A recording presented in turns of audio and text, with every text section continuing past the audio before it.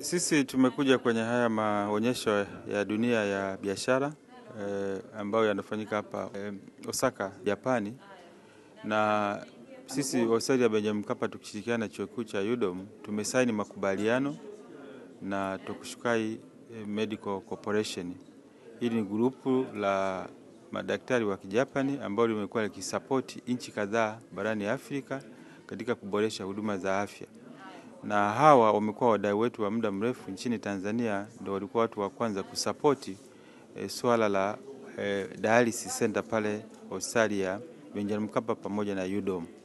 Sasa MOU hii ambayo tumeisaini sasa hivi ni kwa ajili ya kujenga kituo cha umahiri kwa ajili ya upandikizaji figo katika eneo la Tanzania na pia Sub-Saharan Africa.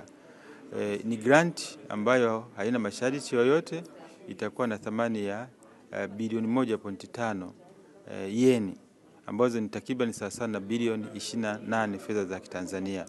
Kwa hiyo watatujengea hicho kituo ndani ya hospitali ya Benjamin Mkapa, na vifaa pia tutapata. Pia serikali yetu itasaidia katika baadhi ya maeneo kuhakikisha kwamba hicho kituo ndani ya miaka mitatu kinakamilika na kuanza huduma.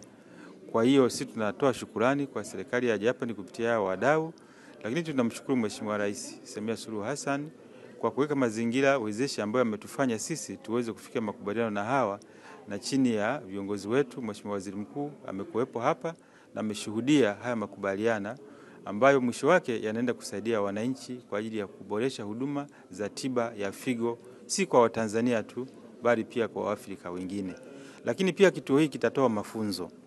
Ndio maana wenzetu wa UDOM pia watakuwepo kutoa mafunzo kwa ajili ya kupandikiza figo kwa Watanzania, lakini pia kwa Waafrika wengine. Na pia tutafanya tafiti ambazo zitasaidia kuzuia au kupunguza magonjwa yanayohusiana na figo. Kitakuwa ni kituo kikubwa kwa eneo la Sub-Saharan Africa kwa ajili ya tiba ya upandikizaji wa figo. Kwa hiyo si kwa ajili ya Watanzania tu, kitatumika pia kwa ajili ya tiba ya wananchi kutoka nchi za jirani, lakini pia kwa ajili ya mafunzo kwa ajili ya wataalamu ambao wataenda katika nchi zao katika maeneo kwa ajili ya kusaidia tiba ya figo, lakini pia hasa eneo la upandikizaji wa figo.